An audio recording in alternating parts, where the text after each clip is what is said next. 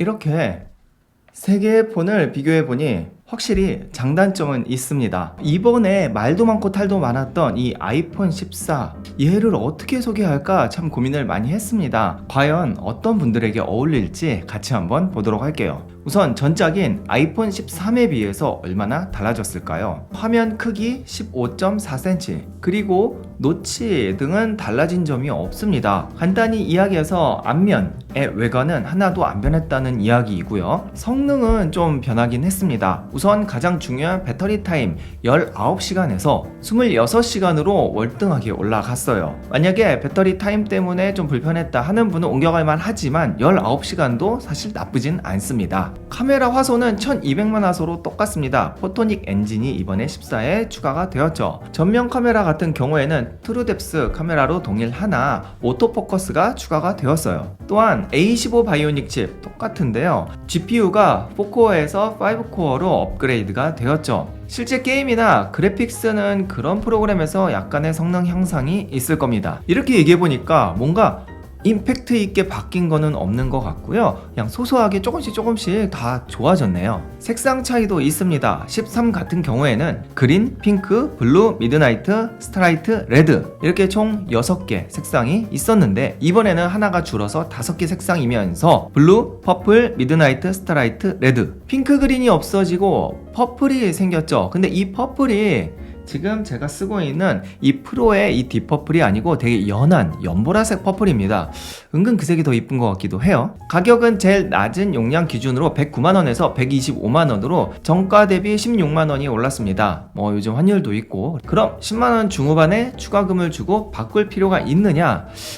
그건 좀 고민을 해봐야 될 것 같습니다. 자, 그러면 내가 만약에 아이폰 13 프로를 사용하고 있었다. 근데 이번에 14가 또 새로 나온 거니까 좀 옮겨보면 어떨까 하시는 분들도 계실 거예요. 물론 이제 프로와 일반의 차이는 분명히 있지만 그래도 신형이 깡패라고 더 좋을 수 있지 않을까 하시는 분들을 위해서 비교해봤습니다. 우선 화면의 크기 같고 바이오닉 15 칩셋 똑같고 GPU 5코어 똑같고 배터리는 총 20시간에서 22시간으로 소폭 상승했습니다. 물론 프로는 카메라가 3개지만 일반 14는 2개예요. 이거는 만약에 옮기게 되면 다운그레이드가 되는 거겠죠. 문제는 공홈에서는 지금 이제 14 프로를 미뤄야 되기 때문에 얘가 단종이 됐어요. 그래서 구하려면 이제 리셀러에서 구매를 해야 되는 상황이긴 합니다. 가격을 보면은 아이폰 13 프로 같은 경우에는 제일 낮은 용량이 143만원 정도, 그리고 얘가 125만원이죠. 그러니까 한 7, 8만원 정도 얘가 더 쌉니다. 근데 이제 카메라가 하나 줄어들면서 뭐 좋아진 게 있어야 바꿀 거 아니에요?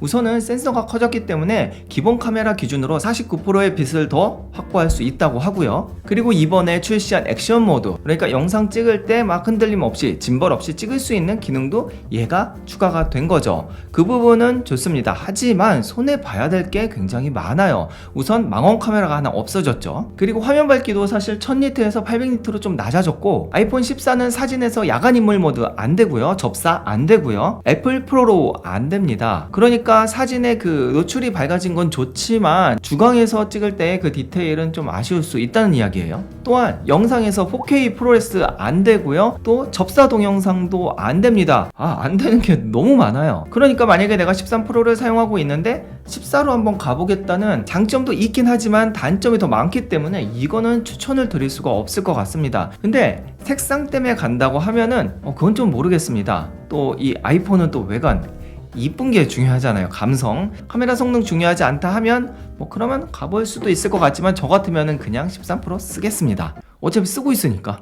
충돌 감지 14 됩니다. 그러면 이번에 아이폰 14 프로를 살지, 요거 저는 맥스긴 하지만 아니면은 14를 살지 고민하시는 분들을 위해서 요것도 한번 비교를 해볼게요. 우선 색상 부분에서는 아이폰 14가 저는 더 좋습니다. 얘가 조금 더 이렇게 원색이고 더 화려하고 하죠. 저는 개인적으로 이 딥퍼플 색상, 프로에서 이 딥퍼플 색상이 굉장히 잘 나왔다고 생각하고, 나머지는 뭐 그냥 시그니처 색상들이기 때문에. 근데 이번에 요 블루 색상도 좀 연하게 잘 나왔고요. 제가 그때 이제 매장 가서 봤는데 퍼플 색상 너무 예뻐요. 여성분들 분들 마음에 드실 겁니다. 가격을 보면은 얘는 155만원부터 맥스 말고 프로 기준이에요. 그 다음에 얘는 125만원부터예요. 그러니까 가격은 가장 낮은 용량일 때 30만원 차이예요. 그것도 사실 무시 못하죠. 30만원. 자, 그리고 얘는 저는 이렇게 짱구가 나와 있는데 다이나믹 아일랜드가 있습니다. 이번 아이폰 14를 샀다는 걸 딱 보면은 좀 자랑할 수가 있어요. 이거는 저는 좀 중요하다고 생각을 해요. 왜냐면 그냥 노치 쓰다가 노치로 오면은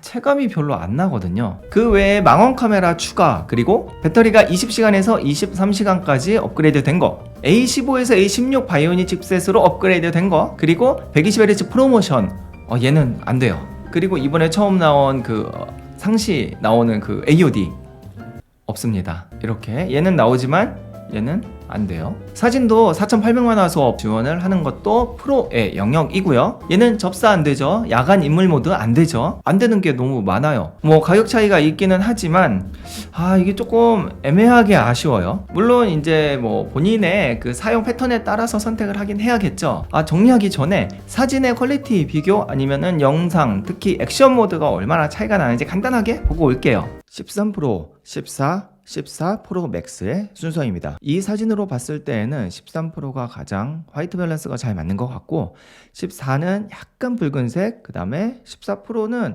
약간 파란색이 띄긴 하네요. 물론 이 사진 하나로 모든 카메라를 대변하지는 않습니다. 그러면 인물 모드 볼게요. 역시 순서대로 13 프로, 14 프로입니다. 화이트 밸런스는 뭐 아까랑 비슷한 것 같고요. 그리고 이 빨대 부분이 좀 작아서 안 보일 수 있는데 역시 다 비슷하게 약간의 그 지글거림이 있게 따줍니다. 그냥 실내에서 작게 봤을 때 성능 차이는 크게 없는 것 같습니다. 그러면은 영상을 보죠. 지금은 그냥 일반적으로 걷는 거고, 이제부터 그냥 일반적으로 걸었을 때는 약간의 차이지만 이렇게 닌자 모드로 걸었을 때의 차이는 확실하게 나는군요. 진짜 짐벌 쓰는 것처럼 부드러워요. 여기서 색감은 이야기하지 않습니다. 그리고 뛰었을 때는 더 큰 차이가 나죠. 13 프로는 거의 못 쓸 수준이고 14 액션 모드 같은 경우에는 쓸만합니다.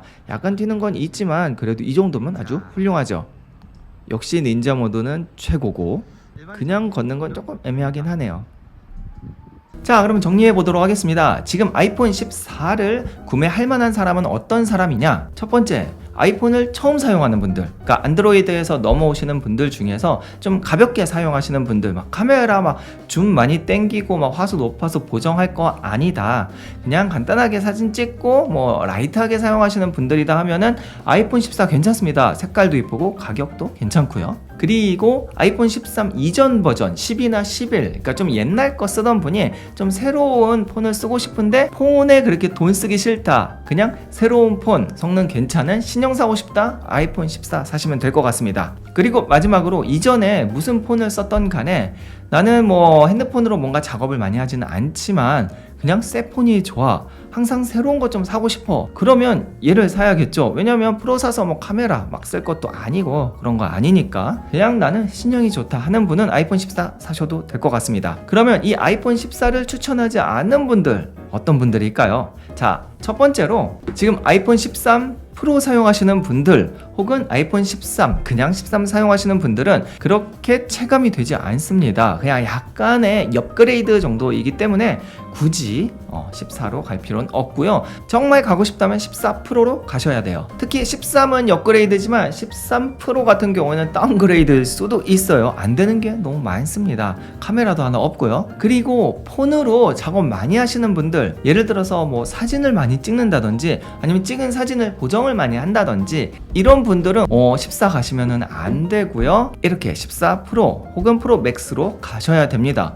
저 이거 사용해봤는데 얘 진짜 좋아요. 자, 오늘 이렇게 정리해봤습니다. 요즘은 폰으로 모든 걸 다 하는 시대잖아요. 그래서 이 폰의 의존도가 굉장히 높지만 또 의외로 주위에 폰으로 사진 그렇게 막 전문적으로 찍지 않고 막 게임 안 하는 분들도 많더라고요. 그래서 그냥 라이트하게 가볍게 새 폰 쓰시고 싶은 분들은 아이폰 14 예쁜 색상으로 골라서 구매하시는 것도 괜찮을 것 같습니다. 이게 오늘의 결론. 자, 오늘 영상 여기까지입니다. 아마 다음은 아까 잠깐 보여드렸던 그 사진이나 아니면 영상의 차이, 특히 액션 모드 신기하더라고요. 그 부분 가지고 찾아올게요. 영상이 도움이 되셨으면 좋아요 그리고 구독하기 눌러주세요.